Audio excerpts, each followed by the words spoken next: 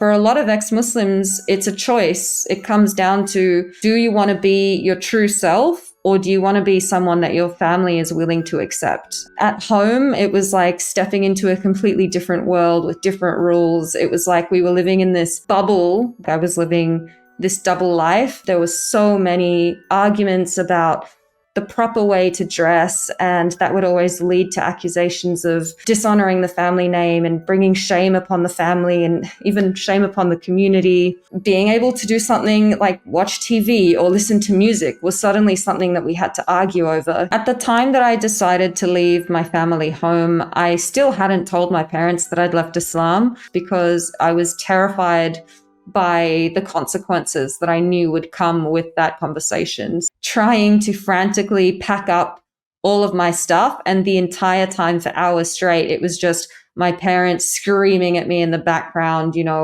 what a terrible person you are. How dare you leave this house without a husband? One of the last things that my mother ever said to me on that day when I was packing and she was screaming, we will never be proud of anything that you do in life until you start wearing the hijab and respecting your religion. That, I feel like it broke something inside of me. What if I could go back in time and keep living that double life and I would still have people who love me, and I just miss them.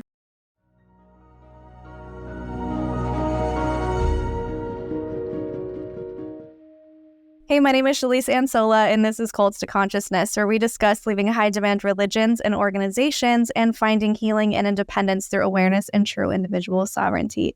If you're only listening and you would like to see our faces and join in on the conversation, we would love it if you would switch over to the YouTube app, where you can leave those words of encouragement for our guests who are coming on, bravely sharing their stories. They are real people who are putting themselves out there in a very real and sometimes scary way. And so it means a lot when you are able to write those comments below. Even if it's an emoji, it does boost the algorithm so more people can see the video.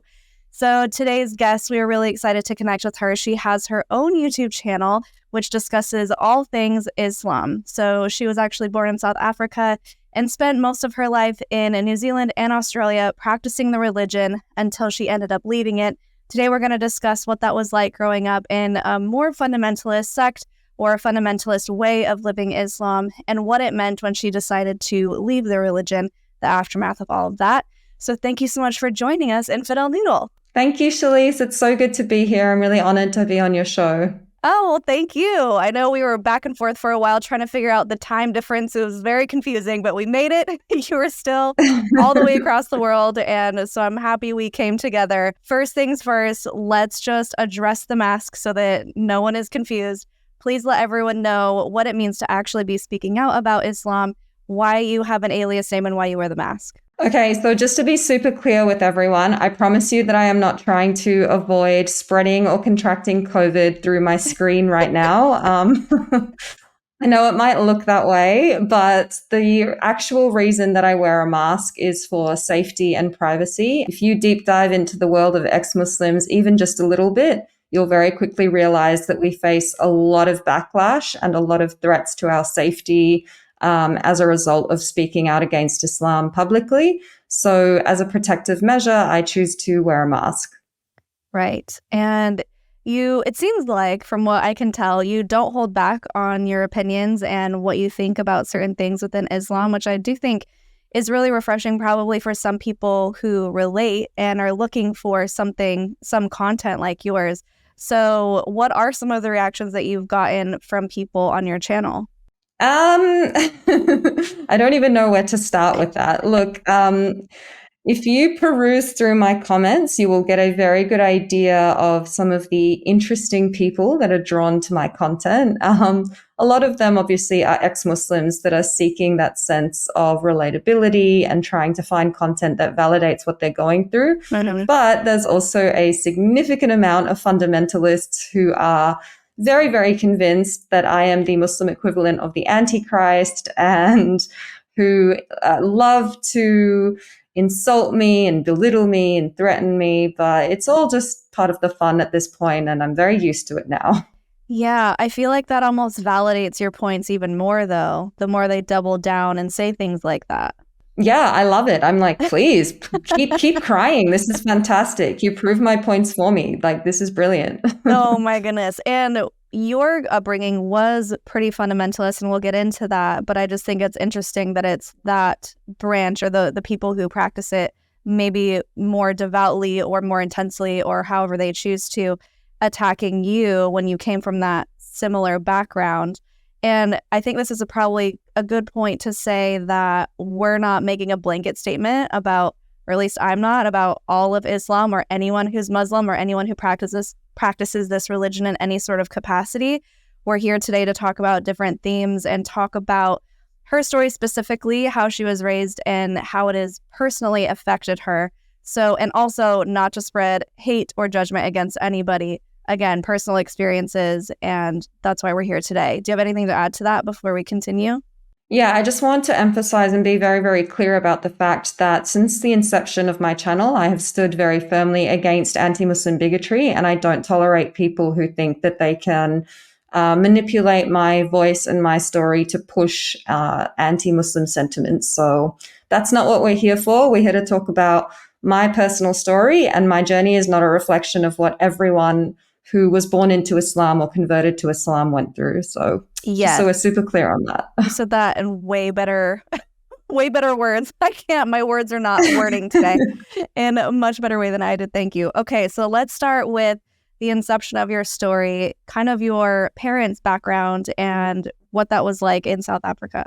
So I'm a Cape Malay Muslim. The vast majority of you probably have no idea what that is. In a nutshell, we are very, very mixed in terms of our ethnic background, but essentially we are the first group of people who brought Islam to South Africa. So growing up, my parents and my family, my extended family, were generally quite, I guess you could say, liberal in a sense. If I looked through old family photos, I could see pictures of my mum and my grandma wearing shorts and skirts, which is something that they would never allow me to do when I was, a teenager. So yeah, when we still lived in South Africa, when we felt like we were in our home, in our place that we knew, I wouldn't say that anyone in my family was particularly fundamentalist in their beliefs, but it's certainly something that came into play once we moved to the West, and once we felt like we were the others, we were separate to the society we were living in. So when did that transition happen over to New Zealand? I think it happened slowly at first and then very, very quickly all at once. For a long time, the first few years when we moved to New Zealand, I was still very, very young.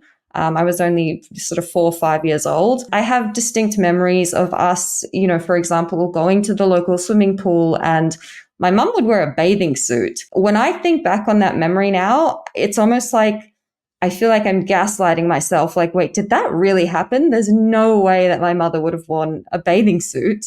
But it did. And that's how life was for a long time. Unfortunately, the longer we lived away from our home country, the more my parents started to buy into these us versus them narratives. We've got to be very pious, and we've got to make sure that we're doing the right things in terms of religion so that we're not influenced by these infidels who we're surrounded by. The catalyst moment in terms of when they started to really take off with their fundamentalism was when they decided to go to Hajj. So the holy pilgrimage that Muslims fly to Saudi Arabia for and pay tens of thousands of dollars to prepare for. And that was something that my parents went through. And unfortunately, the people they met along that journey really started to change the way they interpreted religion. For those who aren't familiar, can you explain what that pilgrimage is like? Yeah, sure. So like I said, you typically will pre-purchase a package that will involve someone who, I guess in a sense, coaches you for the journey you're about to go on. And then you pay tens of thousands of dollars to walk around a big giant cube in Saudi Arabia, where, if you're like my family, you have no actual connection to because we're not Arab. And yeah, you walk around a cube, you wear a white sheet, and it's supposed to be the absolute best moment of your life. It's one of the 5 pillars of Islam. So something that every Muslim should aspire to do if they can financially afford it. Okay. Did you ever go and do that yourself? No, I never went. I had many lectures from my parents about the fact that if I ever have enough money to afford to go overseas, the first thing I should be aiming to do is perform Hajj. But it never happened, much to their dismay. Okay, so you're pretty young. What do you notice shifting once they got back and they had more fundamentalist ideas? What are some tangible things that started changing in your life? Something that stood out, literally the day they got back, actually, now that I think about it, that was when they started to really push for me to wear the hijab.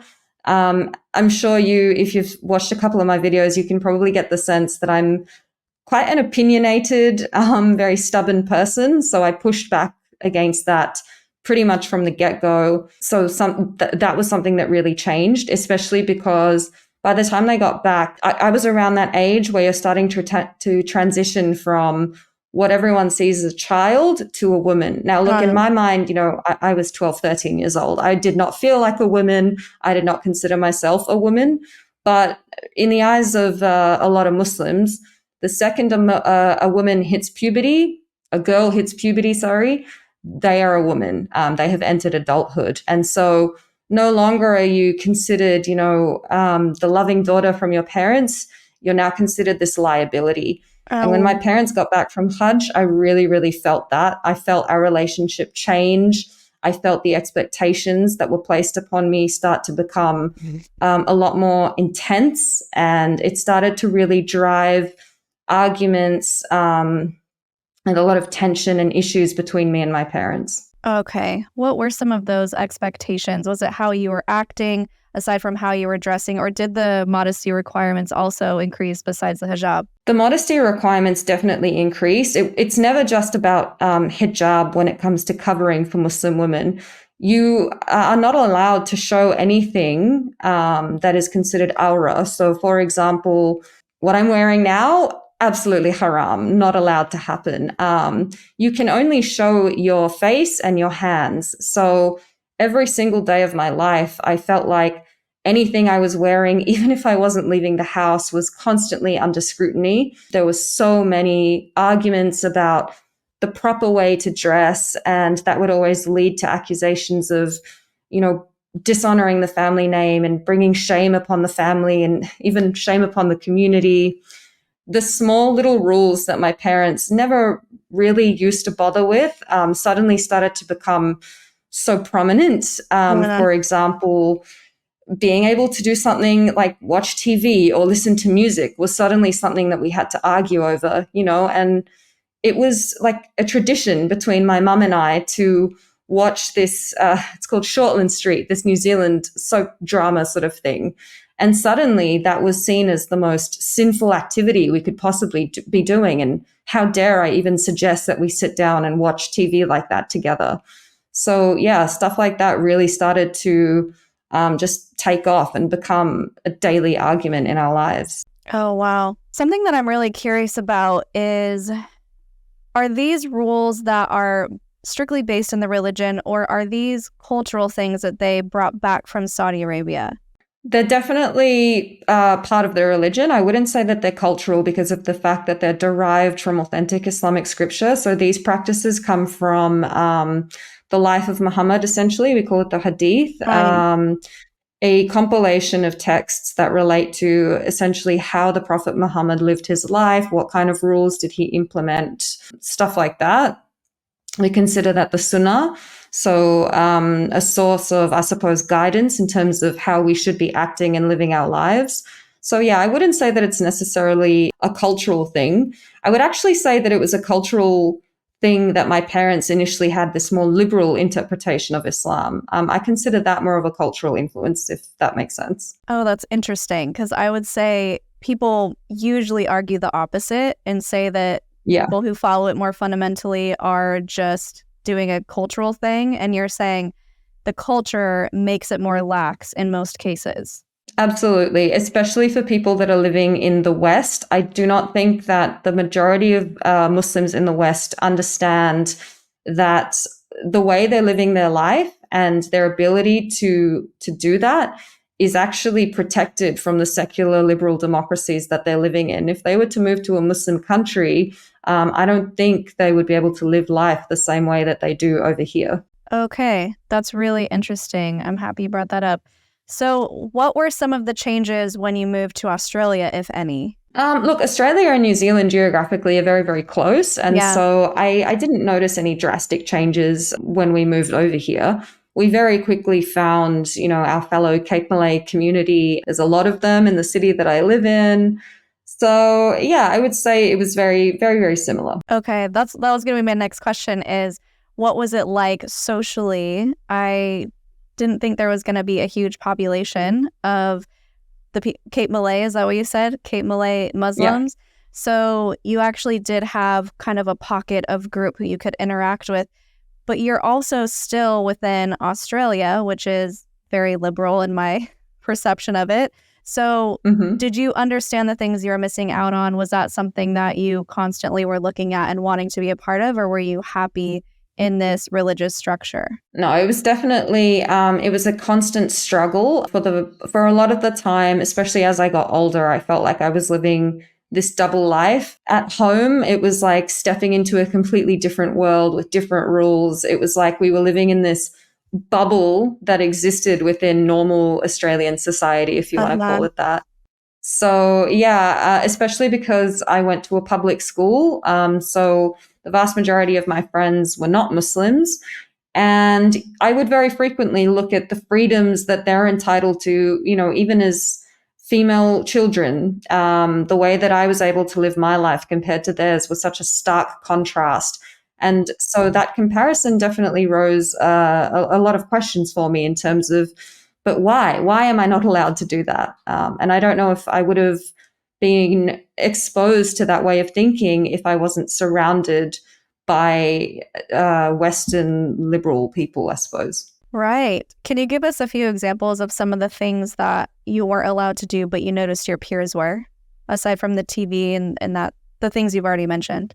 Yeah, my friends were allowed to show their arm. If I tried to leave the house with my arm or, God forbid, my shoulder exposed, it would have been World War III, honestly. And I had a conversation with my friend one day and I said, I'm worried because I want to wear a t-shirt and sometimes I even want to wear something like this, but I'm terrified and I don't want to bring shame on my family. And she said something to me that it was like it turned a light bulb on in my head. She said, the way that a woman chooses to cover her body is not a reflection of her worth. And that was mind-blowing to me. I was like, wait, could that actually be true? And why have I never thought of that? Yeah. So little comments like that are just normal to them, something they don't think about, just was something that changed my entire worldview. So, yeah. Right. Now, because you sort of had this gradient experience of being Muslim in these different places, from not very strict to very strict, did you feel safe enough or comfortable enough to verbally push back against these rules with your parents? Yeah, again, coming back to my very, very stubborn personality, I knew where I lived, right? I was very aware of the fact that I was living in a secular Western country. And when things started to get really tense between me and my parents, I was not afraid to say, if you do that, I will call the police or I will go to school and I will tell my teachers. And they knew that if I did that, we were living in a country where they couldn't just get away with a lot of the things they were trying to do. And so they would leave it. They would let me go. They would let me do, wear a t-shirt or whatever it is that I was trying to get away with, but they would not let me live it down. They would hold on to that anger and that resentment. And I would feel it the second I got home and walked through the door. So yeah, I definitely felt, I guess, a greater sense of empowerment and safety because of where I lived, but it didn't get rid of any of the stigma or the tension that was still very, very prevalent in my family home. Right, that makes sense. So when it comes to the actual theology and the doctrine of it, you had mentioned that you were worried about what your family would think or worried about breaking the rules in some capacity. Were you pretty invested in the doctrine yourself? I kind of flip-flopped in and out of it. When I was younger, I was a very hard-headed kid, and I would ask the questions that no one in the family wanted to even acknowledge. So it started with little things like, why didn't Allah talk about the dinosaurs in the Quran? Like it's a pretty solid way to prove to someone that you know everything about the entire universe. You know, he could have Yeah. thrown that in there very easily. And I questioned things like, wait, why can my brother do X, Y, Z and I can barely even leave the house? You know, little things like that, to me, from my perspective, were obvious. They were big red question marks even as a child. So for a very long time, I was kind of lax on the rules when I was younger. I was quite rebellious, but as I got older, I really started to feel this sense of eternal doom dawning on me and this sense of panic of, you know, I've been living my life the wrong way and I've been doing it all wrong. And this isn't, you know, religion should be the number one priority in my life. I shouldn't be worrying about school and friends and all of this stuff. So when I got to my late teens, that's when I would say I went through the most religious phase in my life. I wanted to wear the hijab. I wanted to study the scripture and the texts, and I wanted to inform myself about Islam as best as I could, which was ironic because that was the very journey that made me leave the religion altogether. That's what I was going to ask was what was the result of all that studying? Oh, that's This interesting. is it. The YouTube channel. Yep. What was it? I mean, you said you had big red question marks for certain things. Were there other things that you uncovered as an adult or as a teenager that you're like, okay, I just cannot stand by this?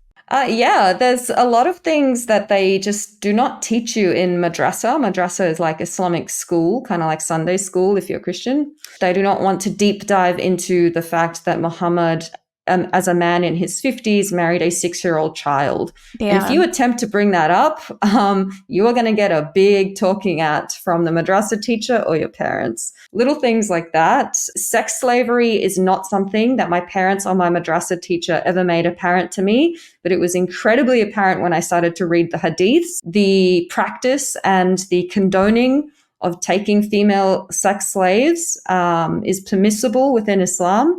And that is something that I think the vast majority of people, especially in the West, just simply would not stand by, understandably and thankfully, right? So yeah, things like that, there was no way for me to ever justify or wrap my head around such a vile, depraved practice. And so the logical outcome of learning these things was for me to acknowledge that I don't believe in this and maybe I'm not a Muslim anymore. Right. Did you ever go to your parents with these questions? Yeah. I learned when I was younger through, pestering them with questions about the dinosaurs in the Quran and etc., that they will always shut it down. They will push this idea of even if you don't understand something in the Quran, it's the final perfect word of Allah. So you, as a puny little human being, you should not be questioning this. And that was the kind of response I would get from them when I would ask these things. Every now and then they would throw in but it needs context, and but that was a different time. That was, back then, and this is now. Honestly, their responses were very similar from the kind of excuses that I get from Muslims, to this day. So, yeah. Yep, I know that exact same thing when I left Mormonism and I took my binder of questions to someone who was high up in my church. I was like, what about all this stuff? And it was, you just need to have faith. People are imperfect, but the gospel is perfect. I'm like, apparently it's not perfect because look at all these things. Let's explain this. And the same, so I took my questions to my mom because we're really close. And I was like, Mom, did you know about all this stuff? And she's like, no, let me find out for you. And then she went to her bishops and their stake presidents. And all they said was just have faith as a child. And she's like, but I'm not a child. And my child is asking me these questions and I need to give her an answer. And I didn't know that I set her on a domino effect of her leaving the church as well. Wow, that's amazing. It was pretty great, actually. She had the coming out call to me, which I still laugh about, where she's like, I just want you to know I'm leaving the church. I'm like, oh, I already left. And she's like, oh my God, I'm so happy. So anyways, I can understand. And I think so many people can relate to just being, sit down, young one, just have faith, don't question. One of the Mormon things is doubt your doubt. And so you can't even have a critical thought because you're taught not to question your doubts or your thoughts. Yeah. I just saw my Instagram stories yesterday. I found this quote someone posted. It was a video, so it's like clear as day coming out of this man's mouth where he was like, my brothers and sisters, if you have questions, don't Google. Wow, they're literally telling you, don't look it up because they don't want you to find what actually happened, which is pretty concerning. So 100% understand that point of view. So you're a teenager now, and I'm assuming now that you're questioning things, you're like, well, does that mean that I can do other things that I've been wanting to do if you chose not to believe anymore? Were you wanting to go out on dates? What was that like as a teenager? I think even as I started to become, aware of my doubts and actually acknowledge and accept them, it never occurred to me that at this point that it was even a possibility to leave Islam. It's not something that people do. It's not something that's talked about. And if it is talked about, it's in this very hush hush behind closed doors. Oh my God, did you hear about so and so? It's the saddest, most terrible thing in the world. She left Islam. And I knew that if I came forth with these doubts and, eventual disbelief, that I would never see my family again. So for a long time, I lived a double life. When I came home, I was a devout Muslim. And when I left home, I was the real me, I guess you could call it. So yeah, that was life for a very, very long time. That must have been really hard to bifurcate yourself in such a way. Were you hiding clothes in the car?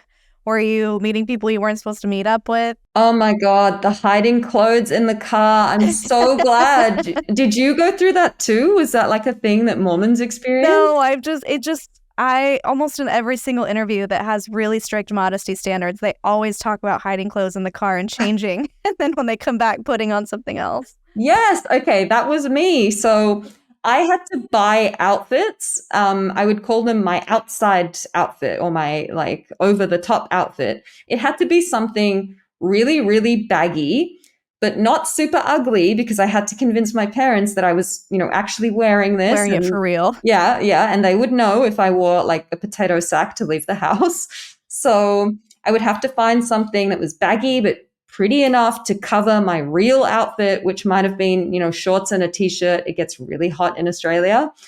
And yeah, that's what I would walk out the door with. And when I was around 19, 20, I was in a serious relationship with a non-Muslim man. Shocking, terrible.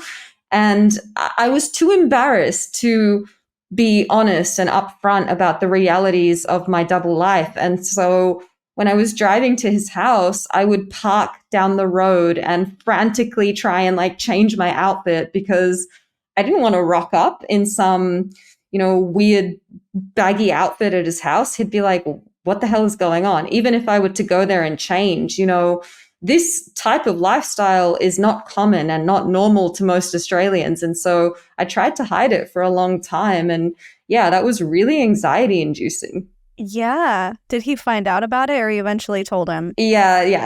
I told him. He was never going to find out unless I told him, I guess. When I started to become very public about my apostasy and talk about these things, that was actually the first time that I told him, like, have I ever told you that I had to change down the road in my car to come to your house? And he was like, what the hell? Like, why didn't you tell me? Why weren't you honest about these things?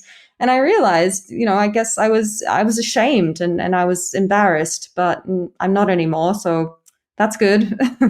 Yeah, that's totally understandable. It's interesting how someone who arguably is the closest person to you, if you were already distanced from your parents, the person who you love, you still didn't feel like you could talk to him about this. I think it just goes to show how deep it is and how hard it is to leave something that you've been born into and raised to believe. And even if you don't believe it, there's still that push and pull of, am I okay to do this? The little fear in the back of your mind, at least for me, I guess I'm speaking for myself, of, okay, I left Mormonism, but what if it's true? What if I'm actually going to hell and I had the golden ticket to heaven? What am I doing? And so I know that feeling of not being able to be honest, even with yourself, about certain things. How long were you with him before you finally told him? Honestly, Probably about 4 or 5 years. No, really? Yeah, it was a long time. I was so in denial about the fact that I was living these two completely separate lives that it became my norm. It became normal for me to go home and be one person and leave the house and be someone totally different. And Right. I tried to convince myself and everyone around me that whoever I was, when they saw me, that's who I was all the time. And they had no idea what was really happening behind closed doors. And yeah, it came down to those feelings of shame. Right.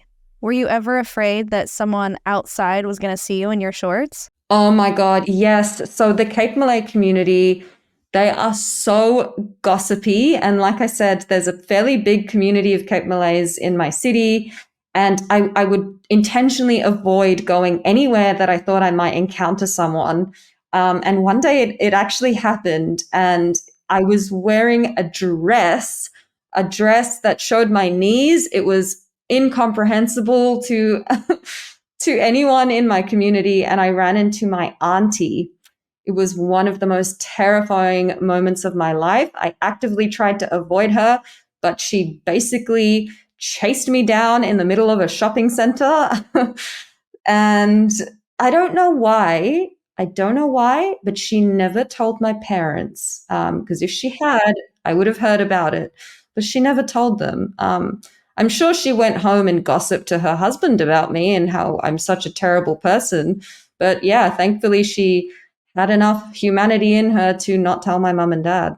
Oh my gosh, I can't imagine that level of anxiety, especially knowing that you've essentially been caught and then waiting for the other shoe to drop at home. Like, okay, when are they going to find out? When are they going to punish me for this or yell at me for this? Oh, I can't even so much anxiety. Yeah, it was like walking on eggshells for a week straight. I was like, is it going to happen today? What about today? What about tonight? And it never happened, thank goodness. But yeah, I don't know. I don't know that auntie, she detests me. So I don't know what made her hold on to the secret.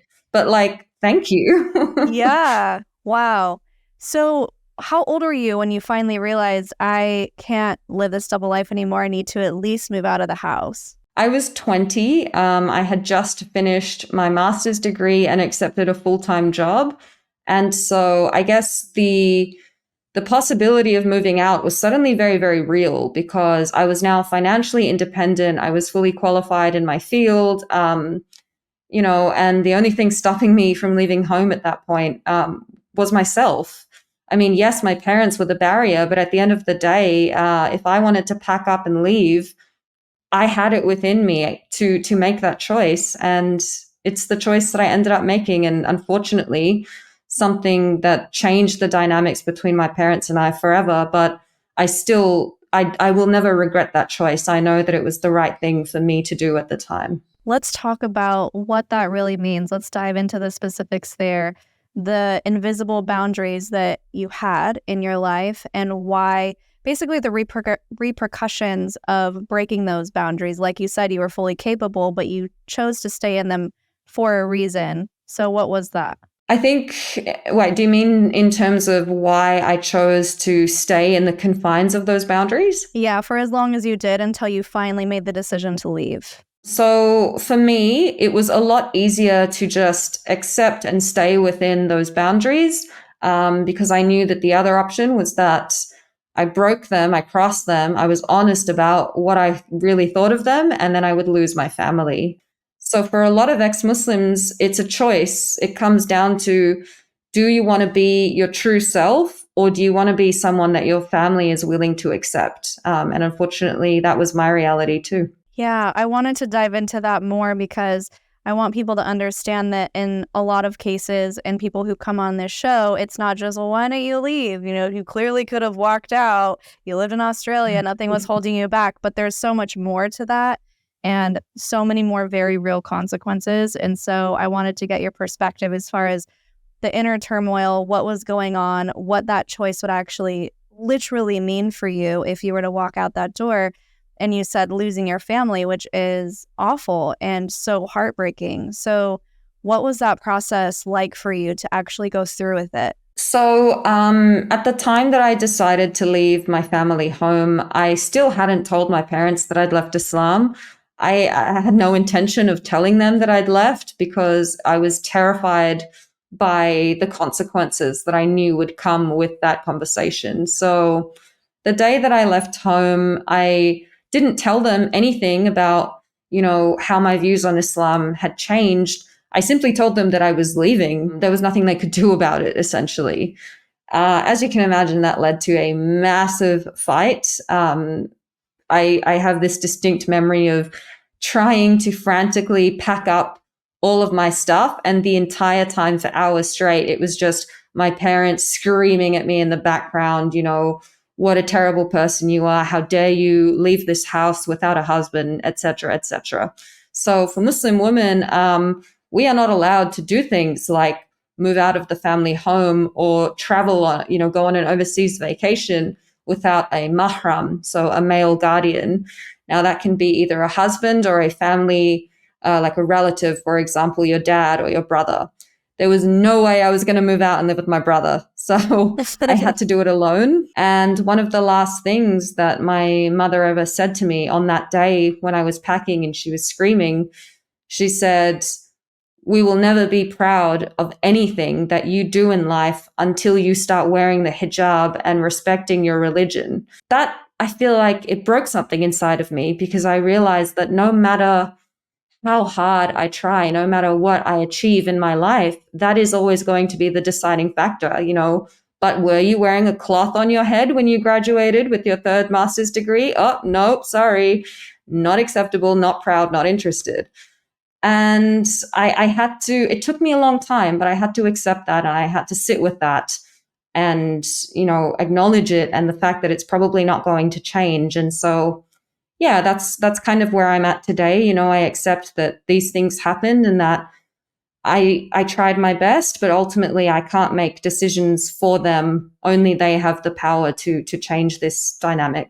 It's so heartbreaking that they would throw away your entire relationship, their own child's relationship with them because of a religious belief. And I know that there's a lot of indoctrination and programming within them as well to believe that you are going to be cast out or whatever the eternal consequences of you leaving are. I know that that can also be a real fear for them or what it would mean to associate with someone who has left the religion. But still at the core of that, it's so heartbreaking to know that people are willing to disown their children because of religion. Yeah, absolutely. And I think for Muslim women especially, there's this concept in Islam of acquiring points. Okay, it's like a good deeds point system.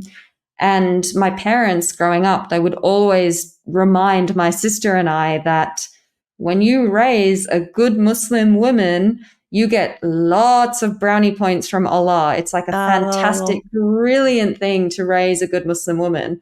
And so when you don't live up to those expectations, you hear about it. Okay. Had they been trying to pressure you into getting married before you left?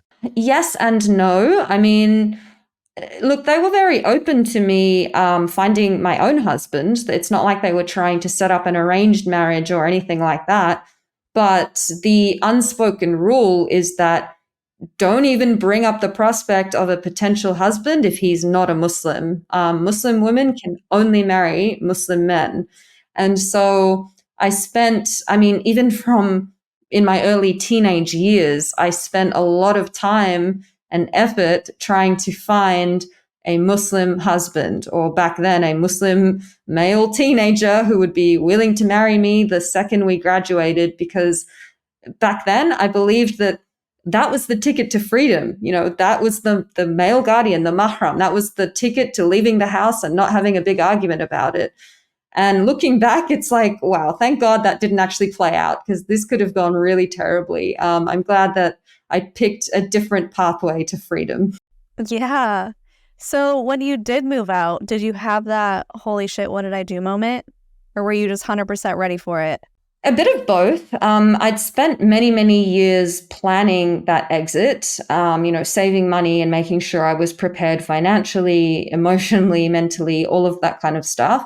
But there were still moments, and I mean, even it happens now to this day, so many years later, where I just miss them and I Sorry, I'm getting emotional. I don't know why. No, that's okay. See, I told you in that video I posted on Instagram, I told you I just cry whenever I talk about this. So now it's like, this is the reality.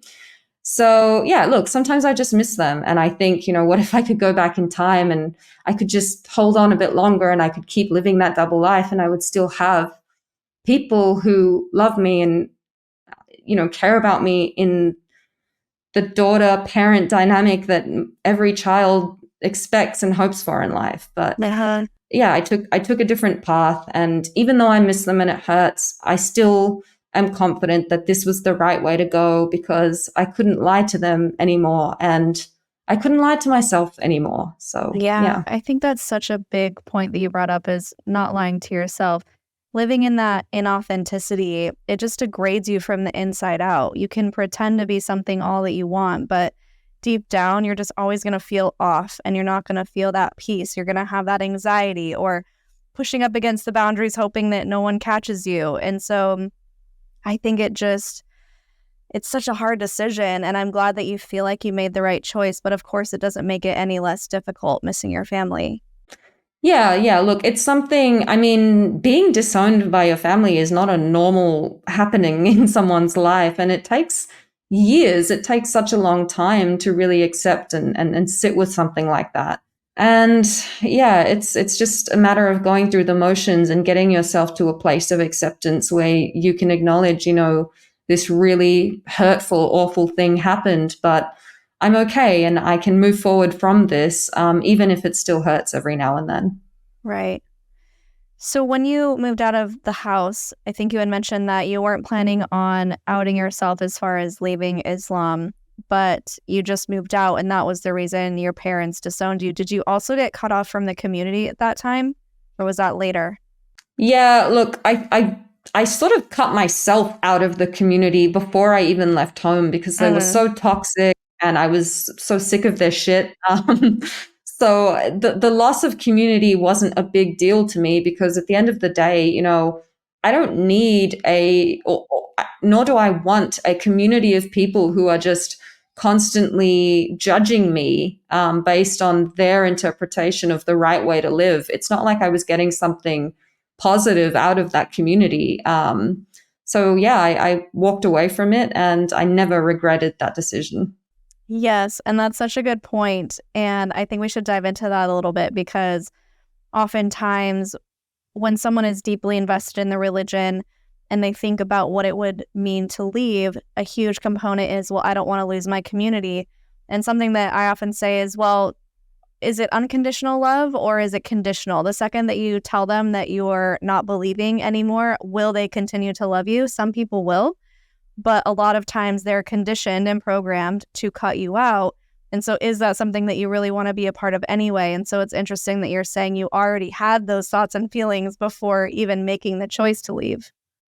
Yeah, absolutely. Because everyone knows, the second you defy any Islamic rules or standards or norms, everyone starts questioning you. I think that these religious fundamental ideologies, they give people a sense of superiority where they can stand up on a pedestal and look down on anyone who's not living their life the right way. And yeah, I was just so over it. I didn't need that in my life. So let's talk about the moment you became vocal about it, because that is a huge deal. Instead of just slipping away quietly and doing your own thing, at what point did you decide to say, you know what, I'm going to let everyone know that I am not into this anymore? So it was during COVID-19. Like many people, I was spending a lot of time at home. I was bored. I was ruminating over past happenings from my life. And this has happened at various points in my life where I slip down the ex-Muslim rabbit hole, I sometimes call it, where I actively seek out ex-Muslim speakers and I look for, speeches they've delivered at conferences, etc.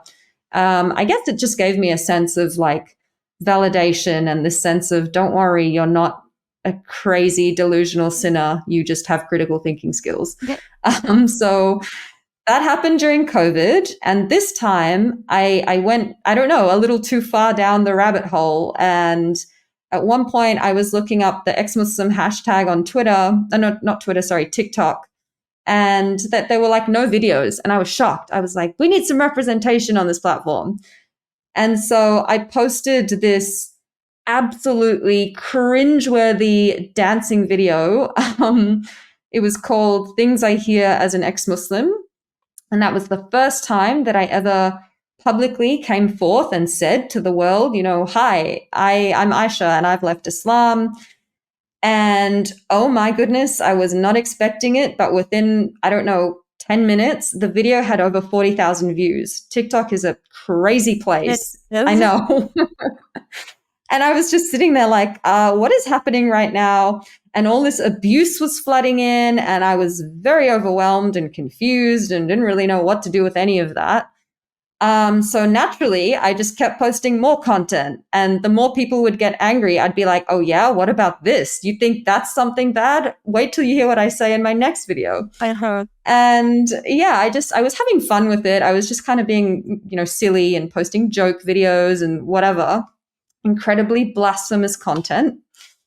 And it got to the point where I was feeling so like empowered, being able to come forth and say these things, that I kind of got a little too empowered. And I made this Facebook post. By the way, all my extended family were my Facebook friends at the time. So I made this post saying, you know what, fuck the Quran. I don't believe in any of this stuff. And I'm an ex-Muslim, basically. Whoa. At the time, I thought it was, yeah, I know. I thought it was like the greatest idea. I was like, oh, this is just brilliant. And look what I've done. And, within 24 hours, I started receiving messages from aunties and uncles in South Africa that I've never spoken to about how dare you and what a terrible human being you are, and etc. And my family, my parents, they eventually found out. Naturally, like I said, Cape Malay is very gossipy. Many screenshots were taken. They were sent to my parents, of course. And I remember my sister, she kind of had to mediate the space between me and my parents, because they would not speak to me. They were like, nope, that's it. Like, she's out. Like, this is the worst thing a person can possibly do. And yeah, we never spoke after that. There was never a face-to-face confrontation. It was just like they disappeared. They were gone forever. And I was used to it because they'd been gone for so long after I moved out of home. But now it felt more permanent. Now it felt like you cannot go back from this moment. This is a turning point, and you can't take it back after this. So yeah, that's how I told the world that I left Islam. I don't recommend any of that, but that's how it happened for me. Kids, don't try this at home. Or do. It's up to you. Yeah, exactly. So your siblings, how did they react to everything? So I love my siblings. I mean, I love my parents, but I'm very close with my siblings. One of the first things that they said to me was, it doesn't matter, what you believe, we will never cut you out of our lives. And I think that part of that empathy was because they saw how things deteriorated between my parents and I. And I think they felt for me. I think they didn't want me to feel like I had no family in the world whatsoever. Yeah. And so they were very supportive. There was a brief moment of tension between my sister and I think because I was still in my criticized Islam very crudely phase. And sometimes I would send her messages, and she just she is still quite religious. And so she would get quite offended, and we stopped talking for a little while. But, she came around, and eventually we found a middle ground, and things were fine between us for years. Yeah, unfortunately, recent events, geopolitical events, I'll just leave it at that, have brought new tensions between my siblings and I, and we're currently not exactly on speaking terms at the moment. I don't think it's permanent, but yeah, that's where we're at. And I would attribute that, I guess, to the same us versus them narratives that we were indoctrinated into believing as part of our religious upbringing. So. Oh, So Yeah, hard. it's I unfortunate. hate that. And I remember the feeling. It's so easy to put yourself in their shoes when you've been them, right? Like I remember being that Mormon who was like, oh, that's so sad that this person just isn't Mormon. You know, I should really go and let them know about the truth so that they can make it to the highest level of heaven. And it's done with the most pure intentions of, I just want them to know the truth. Yeah. But it also comes with a hard side of, I'm better than you because Yeah. of that. And so I know what that's like. And so when you leave, it's so easy to be like, oh, I can see from their perspective how they feel about me because I've been them. And in some ways, you can't blame them because that's what they were raised to believe. And then in other ways, you're like, I wish you would just wake up and just see that none of it matters. And it's just about human connection. And we should just love each other no matter what they believe, you know? So it's hard, really hard. Yeah, absolutely. But yeah, I think when you've been where they are, you definitely feel this sense of empathy that I think Yeah. people who haven't lived the life, they will never understand. They will never get the experience the way that you do. And so I'm glad. I'm glad that I have that lived experience to give me that different perspective and that empathy for people who, are still living life the way that I once used to. Yeah. And I try not to get frustrated at them. I try not to go down the whole, but I left, so why can't you? Why can't you just wake up? Why can't you just use the internet to Google XYZ and educate yourself? And yeah, I have to remind myself to be patient and remember that everyone goes through that journey at their own pace. And some of them, at the end choose not to leave religion, and that's their choice. That's okay. Yes. Everything you just said is so important. No matter what you say or what you do, if someone is not ready to see the facts, if someone's not ready to deconstruct their religion, their faith, and their life, they're not going to be open to it. It's just going to be like talking to a wall. It's not going to penetrate that rough barrier that they have put purposely in place for that reason, because they've been taught. We were taught, don't read anything that is by someone who's not Mormon, or don't ingest this type of information. It's going to hurt your soul or whatever, or make you tempted to sin. And so you purposely, because of fear, put up a wall because you don't want to hear that information. And so what you said is so important. Just let people do whatever they want to do. And if they're ready, when they're ready, who knows if that's ever going to happen, they will seek it out for themselves, or they'll know that you're available because you've made yourself open to that. And I'm sure that you've said, if you ever want to talk, I'm here. I've done that for sure with people like, okay, I respect what you believe if you respect what I believe, but if you ever want to chat, I'm your girl. Yeah, absolutely. And I guess I want to point out, I mentioned at the beginning of the interview the significant volume of death threats that I receive from people pretty much every day. Sometimes it doesn't happen a lot. I'll give it that. But sometimes the same people who send me, the most vile, disgusting death threats that I've ever seen in my life, there have been times where those same people have come back months later, apologized, and told me, I'm having doubts. Like, I'm so sorry for Whoa. everything that I said before, but like, I think I'm starting to understand you now. Like, I get it now. And I'm like, yes, it paid off. Well, it makes sense Yeah. because in my research and through people who have done actual research and polls and all of this within religion and deconstructing religion, it's found that the people who leave are generally the most devout because they turn to their faith for the answers, and because they do just like you were saying, you read everything that you could, and then you're like, wait a second, I don't want to be a part of this anymore. And so it makes sense that the people who are the most passionate about following the rules in that way of telling you what they're telling you or saying these things eventually go down the rabbit hole because they're curious, because they are wanting that information. They're seeking to be the best version of Muslim that they can be. And then they start to realize, oh, wait, that you pull one string and it all unravels. And there you are at the end of it. That's right. That's right. And I guess, there are so many extra steps that you need to take as an ex-Muslim to get to that point of realization, because well over 90% of Muslims do not speak Arabic. Okay. So we are taught to read the letters so that we can recite from the Quran.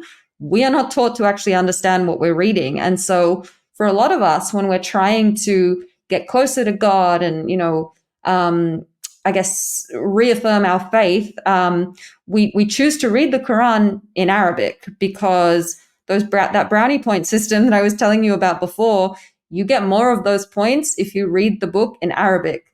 So you've got to awaken yourself to go the step further and actually start reading the text in a language that you actually speak and understand.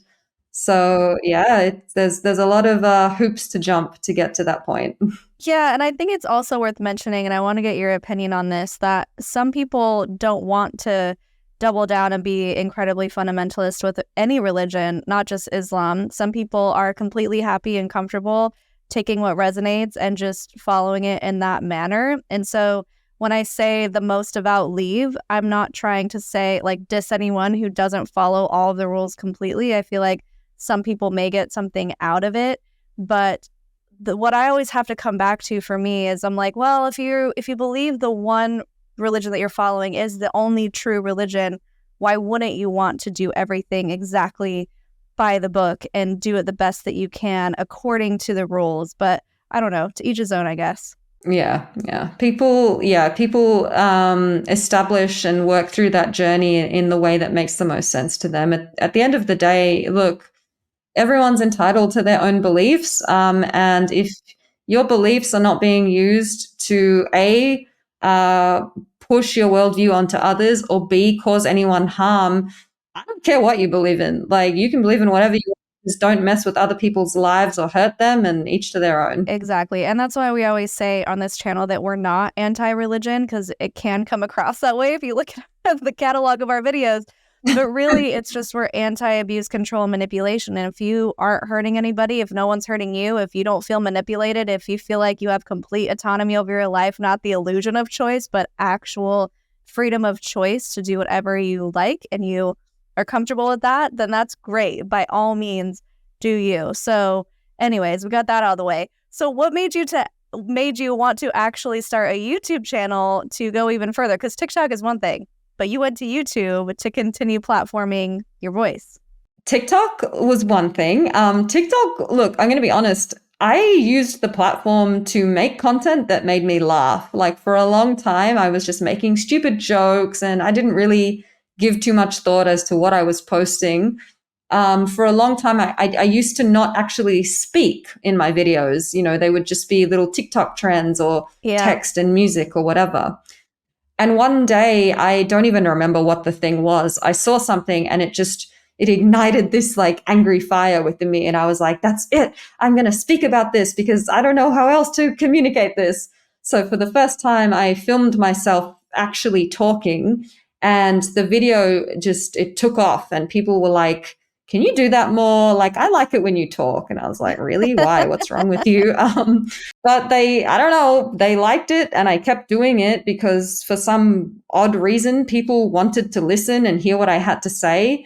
I never, ever anticipated that my YouTube channel would grow past, a few hundred subscribers, because I just genuinely did not think people cared enough to listen. But it turns out that they did care enough, and there was actually a lot of people out there that were finding something in my content that resonated with them. And so it was the responses of other people, not just the people who were relating to the content and connecting with the content, but also the people who were like losing their minds and doing whatever they possibly could to get me to shut up. Both of those things combined just push me to speak louder and make more content. And I guess, that's how I landed on YouTube, where I'm still making content, albeit very sporadically, to this day. Yeah. And what's your subscriber count now? I know you're over 30,000. I think it's like 32,000 or something like that. Yeah, that's a big deal. There's clearly a need for it. And even if it's not people who are ex-Muslim looking for validation, if it's people who are just interested in learning more, I think there's definitely something there for everybody. So go subscribe, everyone. Infidel Noodle. We'll put the link in the description. So are you ever worried, though, about someone finding out your identity? Because it is a very real threat to be doing what you're doing. Yeah, I mean, look, I'm clearly still worried to some degree. Otherwise, I wouldn't be wearing a mask. But I won't lie. There are certainly times where I've gotten frustrated and just wanted to rip the mask off and say, like, "Hey, world, here I am. What the hell are you going to do about it?" But a big part of why I still choose to conceal my identity is because, unfortunately, being an outspoken ex-Muslim can have serious implications on your employment. Yeah. There are other ex-Muslims. I don't know if you've ever heard of Abdullah Samir, friendly ex-Muslim, but he was targeted for, criticizing Islam.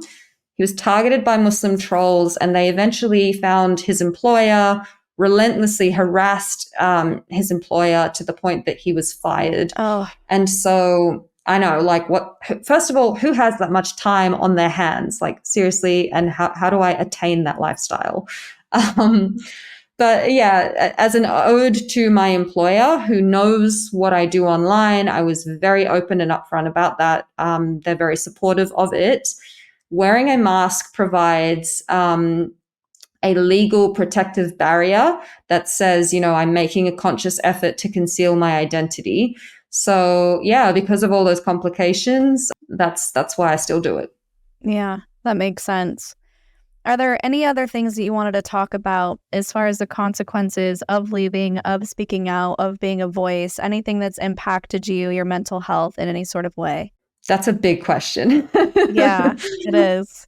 Look, I could talk about all of those things endlessly, I'm sure. The mental health thing is a big one to deep dive into. I guess something that we haven't spoken about is like the work that I've done in the ex-Muslim space outside of YouTube. So, alongside my YouTube stuff, I used to be the clinical director for an organization called Free Hearts, Free Minds. It was founded by another ex-Muslim woman, Yasmin Mohammed. And we turned the organization into a place that used to only provide one-on-one counseling. We turned it into a place that now provides a structured program, a psychosocial program to give ex-Muslims around the world practical skills to navigate through many of the challenges we've discussed today. It's completely free of charge, and it's specifically for ex-Muslims who still live in Muslim countries, 11 of which they can be executed in just for leaving Islam. So yeah, I've done a lot of work in that space. And if you're watching this and if you are an ex-Muslim needing support, that is an organization that you can turn to for that. Yeah, that's amazing. That's such a huge resource for someone who really doesn't know how to even begin leaving this religion in a safe way. So that's amazing that you've been willing to spend time on that. Yeah, yeah. And the great thing about the switch to this group session structure is that it gives people an opportunity to meet other ex-Muslims who are going through very similar things to them. And so providing that sense of community, I think, has really upped the game in terms of what that organization can offer people. So you're doing a lot for other people and their mental health, but we want to flip it back to you. And because I know you said that that's a big question. How have you been doing with all of this? I mean, now I'm doing great. I'm doing fantastic. If you were to ask me this question when I was 20 years old or when I just left home, I would have told you that it can't possibly get worse than this, and I feel worse than I have in my entire life. But that was something that I worked through, that I made a conscious effort to work on and develop practical skills to get me through moments like that. And now in this current, right now, I think I'd say mental health wise, I'm doing pretty damn fantastic. That's amazing. I have to know what happened to the boyfriend you dated for 5 years until you told him. Are you still dating him? We got married. You did? Oh, that's amazing. That makes me so happy. That's great. Yeah. Well, congrats on that. Yeah. Thank you. Is there anything else that you want to share about how you're doing? What brings you peace and joy and happiness? What brings me peace and joy and happiness? That's an interesting question. Look, particularly to my fellow ex-Muslims out there, I know they all say that the thing you need to try when you leave Islam is pork and alcohol. They are wrong, okay? They are wrong. The thing you need to try is getting a pet dog. If you're like me and you had to deal with the whole, dogs are haram and they've got najis, which means like they're dirty, basically. When you have your freedom and your space, you need to get a dog, okay? My dog brings me so much joy and love and happiness and excitement. He's also very annoying, but that's beside the point. Oh, that's amazing. But yeah, he makes my life really happy. I think he's my favorite haram thing of my new ex-Muslim life. But like, please don't tell my atheist husband that. What kind of dog is it? He's an Italian greyhound. Oh, so cute. I Yeah. 100% agree with that. You can't see it because it's off camera, but I have a wiener on my lap right now. Oh, I'll bring him up at the end and show everyone. His name's Oscar, and everyone loves him. So yes, getting a dog is amazing. And just the unconditional love that they give is so beautiful, and we should all be more like dogs. yeah. I mean, like, can dogs please teach that to like my parents? No. So, wow, this has been so awesome. I need to get your Linda Listen moment, your sassy statement as the viral video with the toddler goes, or something inspirational. It's up to you. Oh God, the pressure. It's intense. Okay. I want to split this into two things. I want to address two different groups of people right now. Okay. The first group of people that I want to speak to is the men out there who use fundamentalist religious views and beliefs to push their insecure patriarchal views on life onto women like myself all around the world. To those men, I want you to understand that collectively, as women around the world, no matter how hard you try to enforce your patriarchy and your oppression and your backward standards of living onto us, we collectively as a group are never going to be overpowered by your bullshit. At the end of the day, the only reason that you have this sense of authority is because you believe in an ideology that deludes you into thinking you possess a power that you actually don't. Preach. Second group, to my fellow women around the world, whether you're a Muslim, an ex-Muslim, or someone who has never been religious or is still religious from a different background, I want you to understand that you are never alone in what you are going through, that no matter how much it feels like you're the only person in the world to go through these experiences, that is never the reality. And together, like I said, collectively, in the face of these patriarchal structures, they are nothing compared to the collective empowerment that we can put forward to the world. So don't ever let anyone tell you that your queries, your questions, your doubts about why you are forced to live in ways that you don't want to are not valid. They are valid, and you are not alone in having those doubts. And I hope that you know that and that you carry that with you always. So good. Preach. That was amazing. Well said. And I forgot to ask you why you go by Infidel Noodle. Oh my God, I wish that I had, some quirky, cool story to tell you about this. It's actually like so lame and embarrassing. Like I said, I never planned on being a public figure. And so when I was making my username, I was like, okay, let's go with, my name's Aisha, right? So I was like, what about Infidel Aisha? Oh, okay. Turns out someone has already taken that. What else can I make it? And I sat there and I was like, well, I'm eating noodles right now. What if I use noodle? Like, I'm sure no one has used that. And so I landed on Infidel Noodle and never thought that anyone was going to pay attention to it, but I accidentally grew my platform and now I'm stuck with this ridiculous name. So yeah, that's the story. That is so funny. I'm not going to lie. I was waiting for this big revelatory reason for the noodle, but I love that it was just casual and here we are. Yeah. A lot of people are like, oh, is it because of your hair? And I'm like, you know what? Because you have curly hair. Let's go with that. Yeah, So let's go funny. with that. That's a way better story. Yeah, that's great.